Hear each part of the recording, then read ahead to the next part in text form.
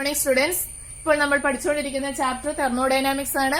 അതിലെ heat engine എന്ന ടോപ്പിക്കാണ് നമ്മൾ ആദ്യം ഇന്ന് പഠിക്കാനായിട്ട് പോകുന്നത്. Heat engine is a device which converts heat energy into mechanical energy. Heat എനർജിയെ മെക്കാനിക്കൽ എനർജി ആയിട്ട് കൺവേർട്ട് ചെയ്യുന്ന ഡിവൈസിനാണ് നമ്മൾ ഹീറ്റ് എഞ്ചിൻ എന്ന് പറയുന്നത്. Steam engine, petrol engine, diesel engine ഇതൊക്കെ ഹീറ്റ് എഞ്ചിന് എക്സാമ്പിൾ ആണ്.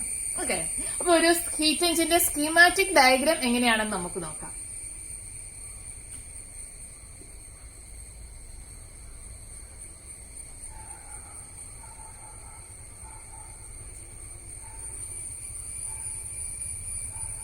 ഹീറ്റ് എഞ്ചിന് 3 പാർട്ടാണുള്ളത്. ആദ്യത്തെ പാർട്ടിന് നമ്മൾ സോഴ്സ് അല്ലെങ്കിൽ ഹോട്ട് റിസർവോയർ എന്ന് പറയും. അത് കമ്പാരിറ്റീവ്ലി ഹൈ ടെമ്പറേച്ചർ ആണ്. ഇവിടുത്തെ ടെമ്പറേച്ചർ നമുക്ക് T1 എന്ന് എടുക്കാം. രണ്ടാമത്തെ പോർഷൻ വർക്കിംഗ് സബ്സ്റ്റൻസ് ആണ്.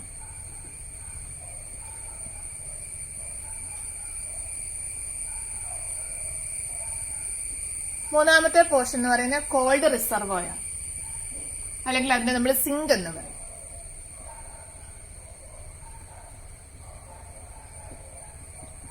T2 T1 കമ്പയർ ചെയ്യുമ്പോൾ T2 എന്ന് പറയുന്നത് ലോവർ ടെമ്പറേച്ചർ ആണ്. ഇപ്പൊ ഒരു ഹീറ്റ് എഞ്ചിന്റെ 3 പാർട്സ് ആണ്. ഹോട്ട് റിസർവോയർ നമ്മൾ പറയുന്ന സാധാരണ നമ്മൾ പറയുന്ന പേര് സോഴ്സ് എന്നാണ്. Then working substance. ഇപ്പൊ നമ്മൾ പെട്രോൾ എഞ്ചിൻ ആണെങ്കിൽ മറ്റേ പെട്രോളും ഗ്യാസും എയറും കൂടിയുള്ള ആ മിക്സിനാണ് ആ മിക്സറിനാണ് നമ്മൾ വർക്കിംഗ് സബ്സ്റ്റൻസ് എന്ന് പറയുന്നത്. ഓക്കെ, അടുത്ത കോൾഡ് റിസർവോയർ, അത് കമ്പാരിറ്റീവ്ലി ലോവർ ടെമ്പറേച്ചർ ആണ്. പിന്നെ വർക്കിംഗ് എന്ന് പറയുന്നത് ഈ വർക്കിംഗ് സബ്സ്റ്റൻസ് ഹോട്ട് റിസർവോയറിൽ നിന്ന് Q1 എമൗണ്ട് ഹീറ്റ് എടുത്ത് അത് വർക്ക് ചെയ്ത്, ഇവിടെ നോക്കുക ആരോ മാർക്ക് ഇട്ടിരിക്കുന്നത് വളരെ ഇമ്പോർട്ടന്റ് ആണ്. വർക്കിംഗ് സബ്സ്റ്റൻസ് ഹോട്ട് റിസർവോയറിൽ നിന്ന് Q1 എമൗണ്ട് ഹീറ്റ് എടുത്ത് അത് വർക്ക് ചെയ്ത് ബാക്കിയുള്ള ഹീറ്റിനെ കോൾഡ് റിസർവോയറിലേക്ക് കൊടുക്കും. ഇപ്പൊ നമ്മൾ എഴുതുവാണെങ്കിൽ കോൾഡ് റിസർവോയറിലേക്ക് നമുക്ക് കൊടുക്കുന്ന ഹീറ്റിനെ നമുക്ക് Q2 കൊണ്ട് റെപ്രസെന്റ് ചെയ്യാം. ഹോട്ട് റിസർവോയറിൽ നിന്ന് എടുക്കുന്ന ഹീറ്റിനെ നമുക്ക് Q1 കൊണ്ട് റെപ്രസെന്റ് ചെയ്യാം. അങ്ങനെയാണ് Q1 is equal to W plus Q2 എന്ന് എഴുതാം. Okay, therefore work done is equal to, നമ്മുടെ ഉദ്ദേശം ഹീറ്റിനെ വർക്കായിട്ട് കൺവേർട്ട് ചെയ്യുക എന്നുള്ളതാണ്. therefore W is equal to Q1 minus Q2 എന്ന് പറയും. W is equal to Q1 minus Q2. ഇനി ഈ ഹീറ്റ് എഞ്ചിന്റെ എഫിഷ്യൻസി നമുക്കറിയാം. ഹീറ്റിനെ എന്തുമാത്രം വർക്കാക്കാൻ പറ്റുന്നുണ്ട് എന്നതാണ് അതിന്റെ എഫിഷ്യൻസി കൊണ്ട് ഉദ്ദേശിക്കുന്നത്. എഫിഷ്യൻസി നമ്മൾ റെപ്രസെന്റ് ചെയ്യുന്ന ലെറ്റർ ആണ് eta. Eta is equal to work done by input heat. ഇതിനകത്തുനിന്ന് അബ്സോർവ് ചെയ്യുന്ന ഹീറ്റിന് വർക്ക് ബൈ അബ്സോർവ് ചെയ്യുന്ന ഹീറ്റ് അല്ലെ input heat W by Q1. W എന്നുള്ള എന്താണ് നമ്മൾ കണ്ടുവച്ചിട്ടുണ്ട്. Q1 minus Q2 by Q1 ആണ്. ഒന്നുകൂടി സിമ്പിൾ ആയിട്ട് എഴുതിയാൽ Q1 by Q1 1 minus Q2 by Q1 എന്ന് കിട്ടും. Efficiency is equal to 1 minus Q2 by Q1. ഇനി ഇക്വേഷൻ നോക്കിയാൽ നമുക്കറിയാം ഈ Q2വിന്റെ വാല്യൂ 0 ആണെങ്കിൽ Q2 ഈസ് ഈക്വൽ ടു 0 ആണെങ്കിൽ ഈ ടേം 0 ആയിട്ട് പോകും. നേരെ എത്രയാവും? എഫിഷ്യൻസി 1 ആവും അല്ലെ. എന്ന് പറഞ്ഞാൽ കംപ്ലീറ്റ് ഇവിടുന്ന് എടുത്ത് അബ്സോർവ് ചെയ്ത കംപ്ലീറ്റ് ഹീറ്റിനെയും എന്താക്കി വർക്കാക്കി മാറ്റി. അങ്ങനെ ഒരു കേസ് ഒരിക്കലും സംഭവിക്കില്ല. കാരണം എങ്ങനെയാലും കുറച്ച് ഹീറ്റ് പുറത്തോട്ട് കൊടുക്കേണ്ടതായിട്ട് വരും അല്ലെ. അപ്പൊ ഒരിക്കലും എടുക്കുന്ന ഹീറ്റിനെ കംപ്ലീറ്റ് എന്തായിട്ട് മാറ്റാൻ പറ്റില്ല, വർക്കായിട്ട് മാറ്റാനായിട്ട് പറ്റില്ല. അതുകൊണ്ട് തന്നെ എഫിഷ്യൻസി ഒരിക്കലും എത്രയായില്ല 100% ആവില്ല. അല്ലെങ്കിൽ എഫിഷ്യൻസി 1 ആയിട്ട് ഒരിക്കലും വരില്ല. എപ്പോഴും 1ൽ കുറവായിട്ടായിരിക്കും ഹീറ്റ് എഞ്ചിന്റെ എഫിഷ്യൻസി ഇരിക്കുക. ഓക്കെ, അപ്പൊ Q2 0 ആണെങ്കിൽ മാത്രമേ എഫിഷ്യൻസി 1 ആവുള്ളൂ. Q2 0 ആകുന്ന ഒരു കേസ് ഒരിക്കലും അത് സങ്കല്പത്തിൽ മാത്രമേ ഉള്ളൂ, ഐഡിയൽ കേസാണ്. ഓക്കെ, അപ്പൊ ഓർക്ക ഹോട്ട് റിസർവോയറിൽ നിന്ന് Q1 എമൗണ്ട് ഹീറ്റ് എടുത്ത് വർക്ക് ചെയ്ത് ബാക്കി ഹീറ്റിനെ നമ്മൾ കോൾഡ് റിസർവോയറിലേക്ക് കൊടുക്കുന്നു. ഇതാണ് ഹീറ്റ് എഞ്ചിന്റെ പ്രവർത്തനം എന്ന് പറയുന്നത്. 3 പാർട്സ് ഇവിടെ ആരോ മാർക്ക് ഇട്ടിരിക്കുന്ന വളരെ ഇമ്പോർട്ടന്റ് ആണ്. ഇത് തിരിഞ്ഞു പോയി കഴിഞ്ഞാൽ നമ്മുടെ എഞ്ചിൻ തന്നെ മാറിപ്പോകും. ഓക്കെ, അപ്പൊ ഹോട്ട് റിസർവോയറിൽ നിന്ന് വർക്ക് സബ്സ്റ്റൻസ് ഹീറ്റ് എടുത്തു സിസ്റ്റത്തിൽ പുറത്തോട്ടാ ചെയ്യുന്നത്. അതുകൊണ്ട് ആ വർക്ക് ആരോ മാർക്ക് ഇട്ടിരിക്കുന്നത്. ഓക്കെ, ചെയ്ത് കോൾഡ് റിസർവോയറിലേക്ക് ബാക്കിയുള്ള ഹീറ്റിനെ കൊടുക്കുന്നു. Q1 എമൗണ്ട് ഹീറ്റ് എടുത്ത് Q2 എമൗണ്ട് ഹീറ്റ് കൊടുക്കുന്നു. ഇതാണ് ഹീറ്റ് എഞ്ചിന്റെ വർക്കിംഗ് എന്ന് പറയുന്നത്. ഇനി അടുത്തത് റെഫ്രിജറേറ്റർ ഓർ ഹീറ്റ് പമ്പ്.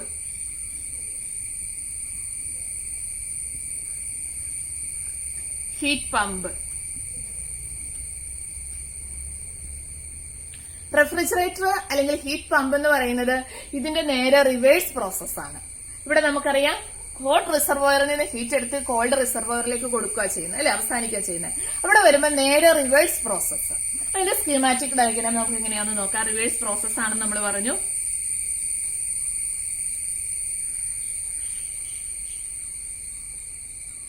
ഇത് നമ്മുടെ ഹോട്ട് റിസർവോയർ, ടെമ്പറേച്ചർ T1 തന്നെ, വർക്കിംഗ് സബ്സ്റ്റൻസ് ഇത് കോൾഡ് റിസർവോയർ അല്ലെങ്കിൽ സിങ്ക്. ഇവിടുത്തെ ടെമ്പറേച്ചർ എന്ന് പറയുന്നത് T2.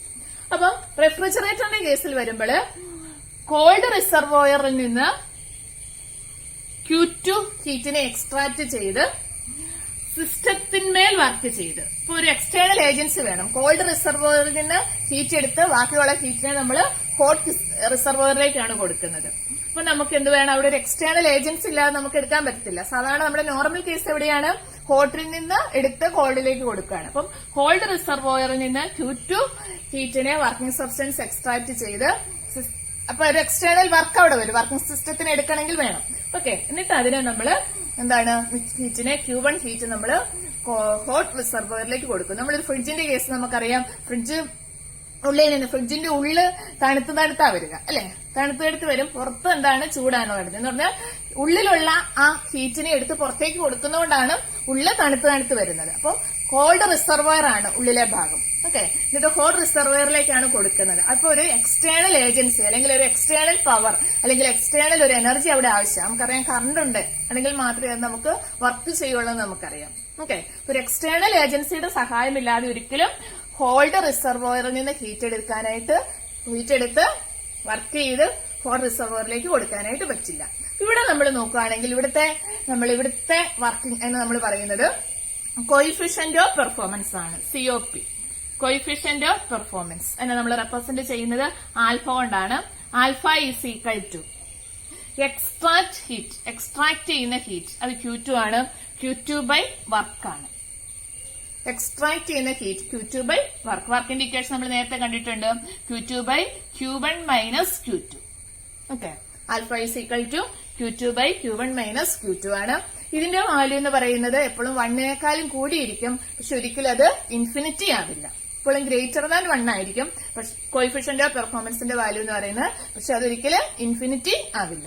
അപ്പൊ ഈ രണ്ട് കേസിൽ നിന്നും, അതായത് ഹീറ്റ് എഞ്ചിന്റെ കേസിൽ നിന്നും റെഫ്രിജറേറ്ററിന്റെ കേസിൽ നിന്നുമാണ് നമ്മൾ സെക്കൻഡ് ലോ ഓഫ് തെർമോഡൈനാമിക്സ് ഒരു ഡെഫിനിഷൻ പറയുന്നത്. അതായത് ഫസ്റ്റ് കെൽവിൻ പ്ലാങ്ക് സ്റ്റേറ്റ്മെന്റ് പറയുന്നത് ആദ്യത്തെ കേസിൽ എന്താണ്, it is impossible to convert heat into a complete work. എടുക്കുന്ന ഹീറ്റിനെ കംപ്ലീറ്റ് വർക്കായിട്ട് മാറ്റാനായിട്ട് പറ്റില്ല. അതാണ് കെൽവിൻ പ്ലാങ്ക് സ്റ്റേറ്റ്മെന്റ് പറയുന്നത്. അവിടെ ആ കംപ്ലീറ്റ് വർക്ക് എന്ന വേർഡിന് ഇമ്പോർട്ടന്റ് ഉണ്ട്. ഓക്കെ, അപ്പൊ it is impossible to convert heat into a complete work. അതാണ് Kelvin Planck statement. Clausius statement പറയുന്നത് എന്താണ്, നോ പ്രോസസ് ഈസ് പോസിബിൾ. എപ്പോഴാണ്, the heat transfer from cold reservoir to hot reservoir without the aid of an external agency. ഒരു external ഏജൻസിയുടെ സഹായമില്ലാതെ called റിസർവോയറിൽ നിന്ന് hot റിസർവോയറിലേക്ക് heat transfer ഒരിക്കലും സാധ്യമല്ല. ഇത് നമ്മൾ പറയുന്നതാണ് ക്ലോഷ്യർ സ്റ്റേറ്റ്മെന്റ്. ഇപ്പൊ ക്ലോഷ്യർ സ്റ്റേറ്റ്മെന്റ് വന്നിരിക്കുന്നത് ഹീറ്റ് പമ്പിൽ നിന്നാണ് അല്ലെങ്കിൽ റെഫ്രിജറേറ്ററിൽ നിന്നാണ്. കെൽവിൻ പ്ലാങ്ക് സ്റ്റേറ്റ്മെന്റ് വന്നിരിക്കുന്നത് ഹീറ്റ് എഞ്ചിനിൽ നിന്നാണ്. ഓക്കെ, ഇനി അടുത്താണ് റിവേഴ്സിബിൾ ആൻഡ് ഇറിവേഴ്സിബിൾ പ്രോസസ്സ്. അതായത് ഒരു തെർമോഡൈനാമിക് സിസ്റ്റം കടന്നു പോകുന്ന പല പ്രോസസ്സിൽ കൂടെയാണ്. അപ്പൊ ഈ ഓരോ പ്രോസസ്സും അതുപോലെ തന്നെ റീട്രേസ് ചെയ്ത് ഓപ്പോസിറ്റ് ഡയറക്ഷനിൽ തിരിച്ചു വരുന്നുണ്ടെങ്കിൽ, എന്നിട്ട് ഇനിഷ്യൽ സ്റ്റേജിൽ എത്തുന്നുണ്ട്. അപ്പൊ അവിടുത്തെ ഒരു സ്റ്റേറ്റ് വേരിയബിൾസിനും വ്യത്യാസമൊന്നുമില്ലാതെ ഏതൊക്കെ സ്റ്റേറ്റിൽ കൂടി കടന്നു പോയോ അതിന്റെ ഓപ്പോസിറ്റ് റിയാക്ഷൻ നടന്ന് അല്ലെ ഓപ്പോസിറ്റ് ഓപ്പറേഷൻ നടന്ന് ഇനിഷ്യൽ സ്റ്റേജിൽ എത്തുന്നുണ്ടെങ്കിൽ അത്തരം പ്രോസസ്സിനെ നമ്മൾ റിവേഴ്സിബിൾ പ്രോസസ് എന്ന് പറയും. ഉദാഹരണമാണ് expansion and contraction of ideal gas. Ideal gas at constant temperature നമ്മൾ എടുത്താൽ അത് എക്സ്പാൻഷൻ നടക്കുന്നു, അതുപോലെ തന്നെ അത് കോൺട്രാക്ഷൻ നടത്ത് സെയിം സ്റ്റേജിൽ അത് എത്തുന്നു. ഓക്കെ, ആ ഒരു ഐഡിയൽ കേസാണത്. അത്തരം ഒരു കേസിന് നമുക്ക് എന്തെന്ന് പറയാം, റിവേഴ്സിബിൾ പ്രോസസ് എന്ന് പറയാം. ഇനി അതേ സ്റ്റേജിൽ എത്താത്ത റീട്രേസ് ടു ഒറിജിനൽ സിറ്റുവേഷനിൽ എത്താത്ത പ്രോസസ്സിനെ എല്ലാം നമുക്ക് എന്തെന്ന് പറയാം, റിവേഴ്സിബിൾ പ്രോസസ് എന്ന് പറയാം. നമുക്കറിയാം, നമുക്ക് ചുറ്റും നോക്കിയാല് എത്തുന്ന പ്രോസസ്സിനെ നമുക്ക് റിവേഴ്സിബിൾ പ്രോസസ് എന്ന് പറയാം.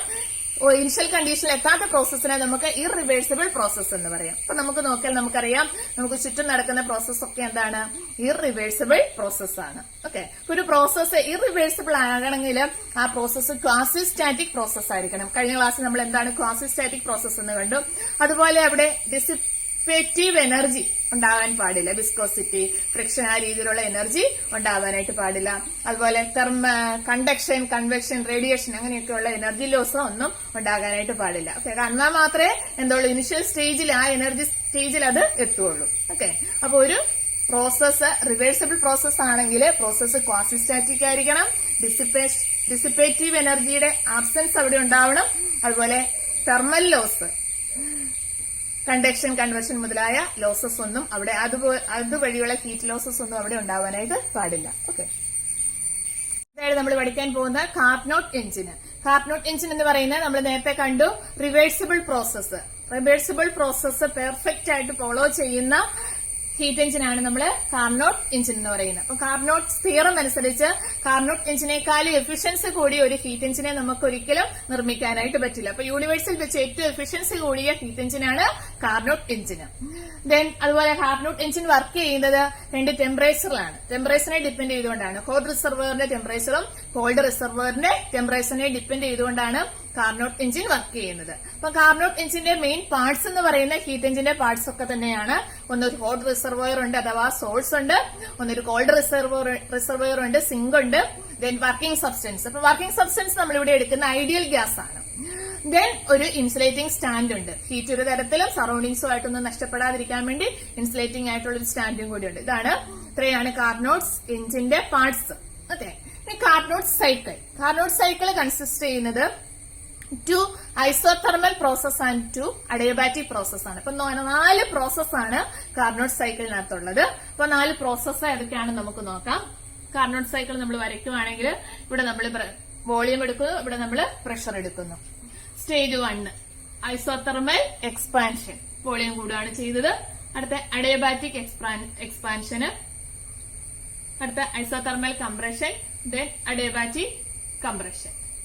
ഓക്കെ, 4 പ്രോസസ് ആണുള്ളത്. Step 1 P1 B1 T1, step 2 P2 B2 T1, P3 B3 T2 and P4 B4 T2. Isothermal ആണിത്. ഐസോതെർമൽ ടെമ്പറേച്ചർ കോൺസ്റ്റന്റ് ആണ്. അപ്പൊ നമുക്കിവിടെ ഐസോതെർമൽ പ്രോസസ് എന്ന് കൊടുക്കാം. Isothermal expansion. ഓക്കെ, ഇതെന്ന് പറയുന്ന അഡിയബാറ്റിക് എക്സ്പാൻഷൻ, വോളിയം കൂടി.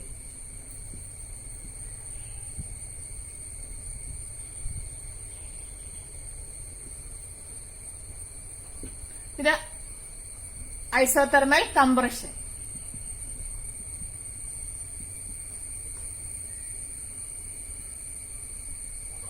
ഇത് അഡിയബാറ്റിക് കംപ്രഷൻ.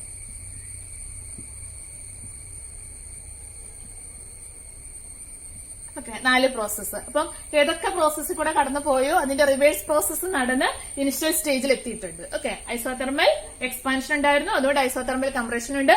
അഡിയബാറ്റിക് എക്സ്പാൻഷൻ ഉണ്ടായിരുന്നു, അഡിയബാറ്റിക് കംപ്രഷൻ ഉണ്ട്. ഓക്കെ, ഇവിടെ നമ്മൾ കണ്ടുപിടിക്കാൻ പോകുന്നത് ഈ ഹീറ്റ് എഞ്ചിന്റെ എഫിഷ്യൻസിയാണ്.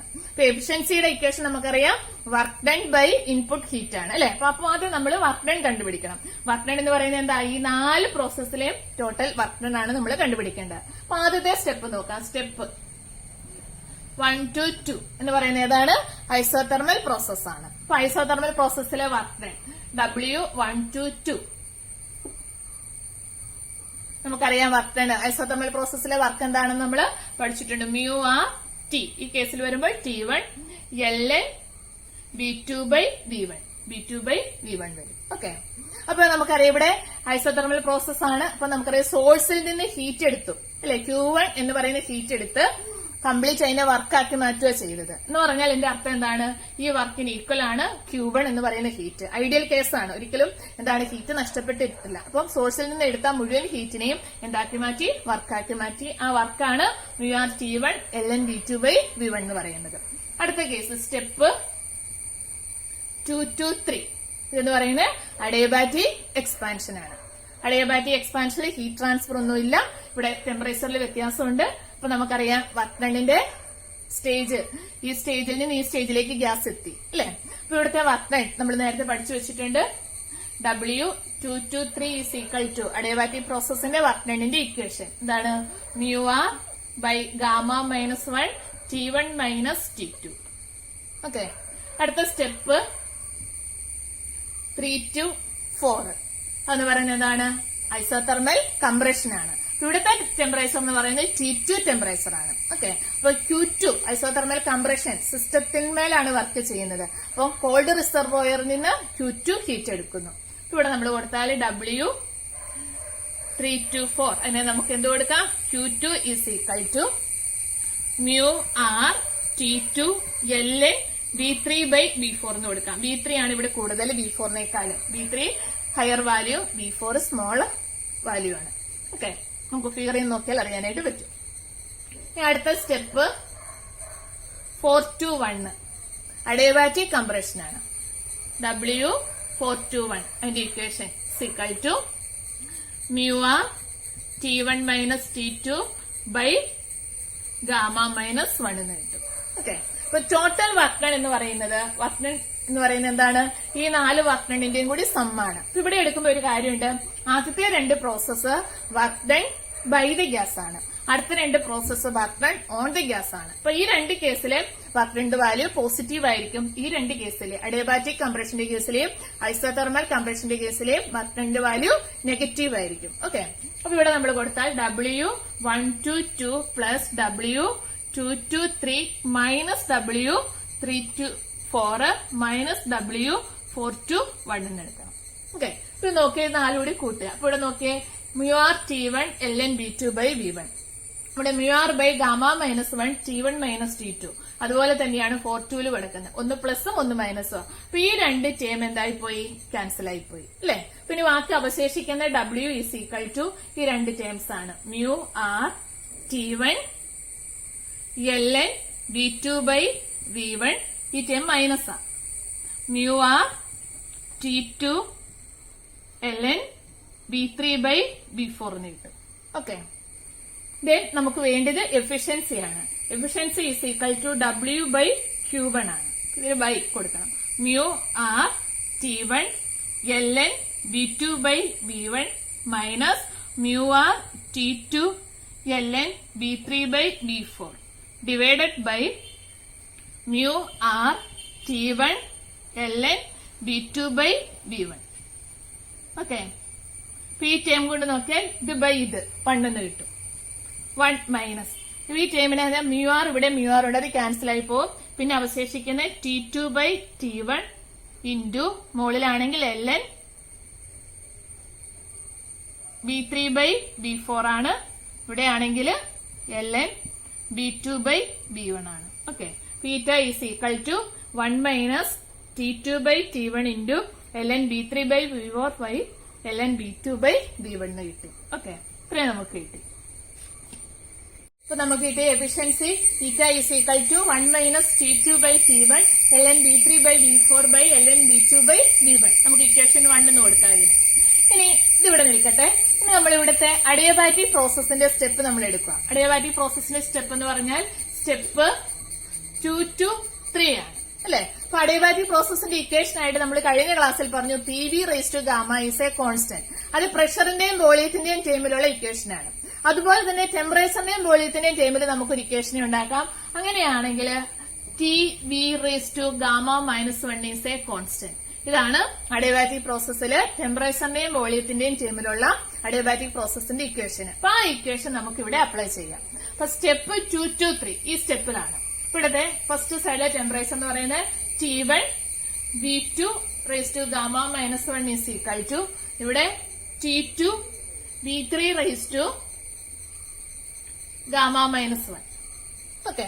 ഇതിൽ നിന്ന് നമുക്ക് T2/T1 എടുക്കാം. T2/T1 ഈസ് ഈക്വൽ ടു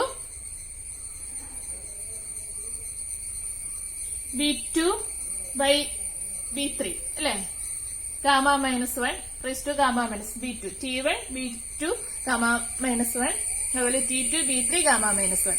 ഒന്നുകൂടി ഇതിനെ അറേഞ്ച് ചെയ്ത് എഴുതിയാല് B2 by B3 all raise to gamma minus 1 എന്ന് കൊടുക്കാം. ഓക്കെ, അപ്പൊ നമുക്കൊരു നമ്മുടെ മാത്തമാറ്റിക്സിലെ ഇപ്പം 25 ഈസ് ഈക്വൽ ടു 5 സ്ക്വയർ ആണ്. ഓക്കെ, അങ്ങനെയാണെങ്കിൽ നമുക്ക് ഇങ്ങനെ എഴുതാം 25 raise to 1/2 is equal to 5 എന്ന് എഴുതാം. ശരിയല്ലേ? 25 ഈസ് ഈക്വൽ ടു 5 സ്ക്വയർ ആണ്. അങ്ങനെയാണെങ്കിൽ 25 raise to half is equal to 5 എന്ന് എഴുതാം. അല്ലെങ്കിൽ 125 ഈസ് ഈക്വൽ ടു 5 ക്യൂബ് ആണ്. അങ്ങനെയാണെങ്കിൽ 125 raise to 1/3 is equal to 5 എന്ന് എഴുതാം. ഓക്കെ, അതനുസരിച്ച് നമുക്ക് ഇവിടെ എഴുതിയാല് എങ്ങനെ എഴുതാം? T2 by T1 is equal to B2 by B3 raise to gamma minus 1 ആണ്. ഓക്കെ, ഇവിടെ നമുക്ക് 3, ഈ കേസിലാണ് 3യുടെ സ്ഥാനത്ത് നിൽക്കുന്ന ഗാമ മൈനസ് 1 ആണ്. അങ്ങനെയാണ് നമുക്കിവിടെ എന്ത് എഴുതാം? T2 by T1 raise to 1 by gamma minus 1 is equal to B2 by B3 എന്ന് എഴുതാം. ഓക്കെ, ഇക്വേഷൻ 2 എന്ന് കൊടുക്കാം. ഇനി അതുപോലെ തന്നെ സ്റ്റെപ്പ് 4 to 1. 4 to 1 ഇവിടുത്തെ ടെമ്പറേച്ചർ T2 ആണ്. T2 B4 gamma minus 1 is equal to T1 B1 gamma minus 1. Okay, ഇവിടെ നമുക്ക് T2 by T1 എടുക്കാം. B1 gamma minus 1 by B4 gamma minus 1 equal to B1 by B4 all raise to gamma minus 1 കിട്ടും അല്ലെ? ഇതിനെ നമ്മൾ എഴുതുവാണെങ്കിൽ T2 by T1 equal to നേരത്തെ പോലെ എടുക്കുകയാണ്. T2 by T1 1 by gamma minus 1 is equal to B1 by B4 B1 by B4 equation 3. അപ്പൊ equation 2 3 നോക്കുക, അതിൽ ലെഫ്റ്റ് സൈഡ് സെയിം ആണ്. ലെഫ്റ്റ് സൈഡ് സെയിം ആണെങ്കിൽ നമുക്ക് എന്താക്കാം? റൈറ്റ് സൈഡ് സെയിം ആയിട്ട് എഴുതാം. B2 by B3 is equal to B1 by B4 എന്ന് എഴുതാം. ഓക്കെ, ഒന്നുകൂടി ഇനി ഒന്ന് അറേഞ്ച് ചെയ്ത് എഴുതിയാല് എങ്ങനെ കിട്ടും? B2 by V1 is equal to B3 by B4 എന്ന് കൊടുക്കാം. B2 by V1 നമ്മുടെ ഇക്വേഷൻ 1ലേക്ക് പോവുകയാണ്. B2 by V1 എന്ന് പറയുന്നത് എന്താണ്? B3 by B4 ഇത് രണ്ട് സെയിം ആയിട്ട് വരും. ഓക്കെ, അപ്പൊ ഈറ്റ ഈസ് ഈക്വൽ ടു എങ്ങനെ എഴുതാം? ഈറ്റ ഈസ് ഈക്വൽ ടു 1 മൈനസ് ഈ രണ്ട് ടേം സെയിം ആണ്, അപ്പൊ അത് ക്യാൻസൽ ആയിപ്പോയി. Okay, ln B3 by B4 by T2 by okay T1 ln B2 by V1 വരെ നമുക്ക് എന്ത് കൊടുക്കാം? B2 by V1 B3 by B4 കൊടുക്കാം. ഈ രണ്ട് ടേമും ക്യാൻസൽ ആയിപ്പോയി. പിന്നെ എന്തുണ്ട്? Eta is equal to 1 minus T2 by T1. Okay, ഇതാണ് efficiency of a Carnot's engine. ഇവിടെ നമുക്ക് നോക്കിയാൽ അറിയാം ഇതിന്റെ രണ്ട് ടെമ്പറേച്ചറിനെ മാത്രമേ ഡിപ്പെൻഡ് ചെയ്തിട്ടുള്ളൂ. ഏത് വർക്കിംഗ് സബ്സ്റ്റൻസ് ആണ് യൂസ് ചെയ്തത്, അതിന്റെ സ്വഭാവം, അതിന്റെ നേച്ചറിനെ ഒന്നും ഡിപ്പെൻഡ് ചെയ്തിട്ടില്ല. അപ്പം ഹീറ്റ് എഞ്ചിന്റെ efficiency eta is equal to 1 minus T2 by T1. എന്താണ്? ഹോട്ട് റിസർവോയറിന്റെ ടെമ്പറേച്ചറും കോൾഡ് റിസർവോയറിന്റെ ടെമ്പറേച്ചറിനെ മാത്രമാണ് അത് ഡിപ്പെൻഡ് ചെയ്തിരിക്കുന്നത്. ഓക്കെ.